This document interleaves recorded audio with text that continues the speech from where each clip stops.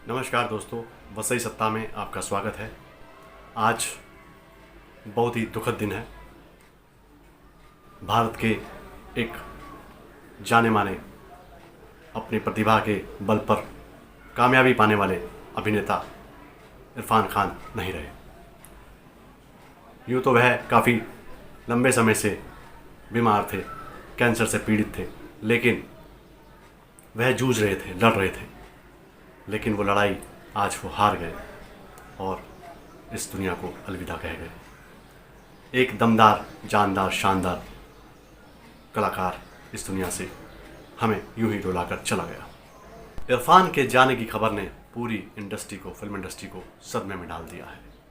आज चाहकर भी इस कोरोना काल में उनके चहीते, उनके दोस्त, उनके फैंस उनके अंतिम दर्शन नहीं कर पाए और उन्हें वर्सोवा के कब्रिस्तान में सपुर्दे खाक कर दिया गया।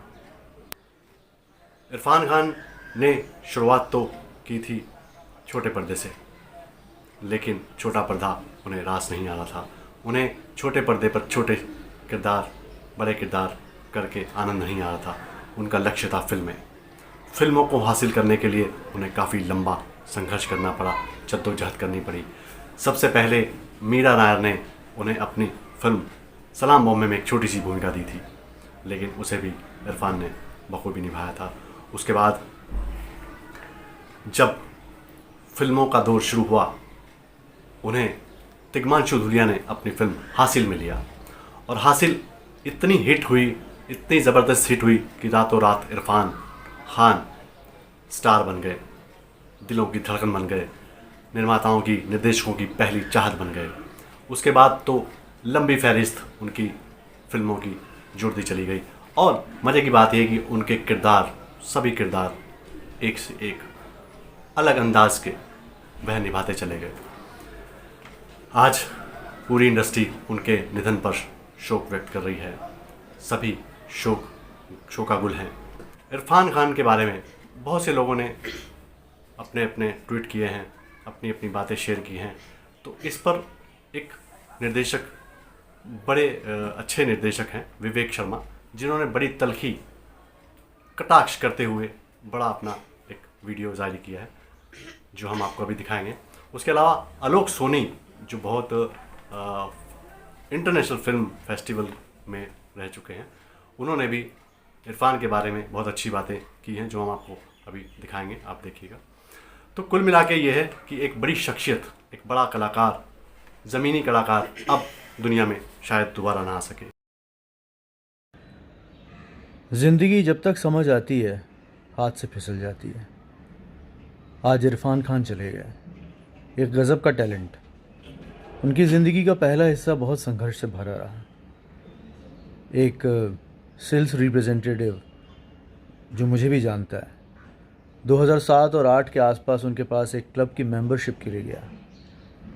तब इरफान ने कहा कि मेरे पास पैसे नहीं हैं, मेरे पास 10,000 भी नहीं है। एक कमाल बात यह है कि अभी पूरी इंडस्ट्री ट्विटर पे, फेसबुक पे एक परिवार की तरह उसकी फ़ोटो लगाकर RIP लिख रही है। मगर एक टैलेंट जब संघर्ष कर रहा था, तब कोई उसके साथ खड़ा नहीं था। वो अकेले संघर्ष कर रहा था।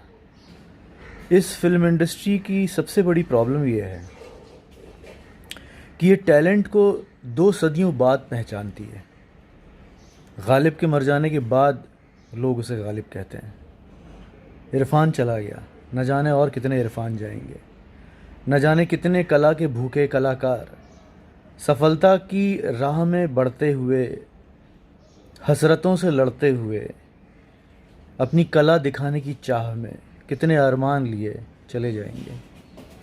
कुछ लोग डिप्रेस्ड हो जाते हैं, नशा करने लगते हैं, कुछ लोग परिवार से अलग हो जाते हैं। मगर उस समय ये सो कॉल्ड फिल्म इंडस्ट्री, जो अपने आप को एक बड़ा परिवार कहता है, कभी नहीं आता। लोग फ़ोन नहीं उठाते। RIP लिखने, ट्विटर पे फ़ोटो डालने, मैसेज लिखने के लिए सब खड़े हैं। आई विश कि अब कोई और इरफान अधूरा ना जाए। सलाम इरफान खान, फिर आना अपने ही देश।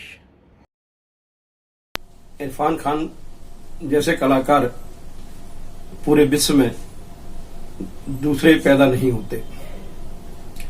उनकी फिल्मों में उन्होंने जितनी सहजता के साथ, जितनी सरलता के साथ अभिनय किया, वह काबिले तारीफ था। आज हम अश्रुपूर्ण श्रद्धांजलि अर्पित करते हैं। वह अद्वितीय कलाकार थे। उन जैसा कलाकार दूसरा भारत में तो नहीं बन सकता। वह अपनी आंखों से अभिनय करते थे, सरलता के साथ अपनी बात को कहते थे। उनके संग में जो उनकी सच्चाई फिल्मों में हमें दिखाई देती थी, वही उनके जीवन में दिखाई देती थी।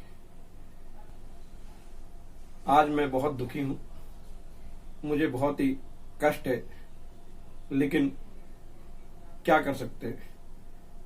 अल्लाह ताला उन्हें जन्नत अता फरमाए, उनके परिवार को दुख सहने की ताकत प्रदान करें। आप और हम कुछ नहीं कर सकते, क्योंकि समय और हालात ऐसे हैं कि उन्हें जाना था और वो हमें छोड़ के चले गए। लेकिन पीछे छोड़ गए हैं ढेरों यादें, जिनके सहारे वो हमेशा भारतीय सिनेमा में, भारतीय फिल्म इंडस्ट्री में, भारतीयों के मन में जिंदा रहेंगे।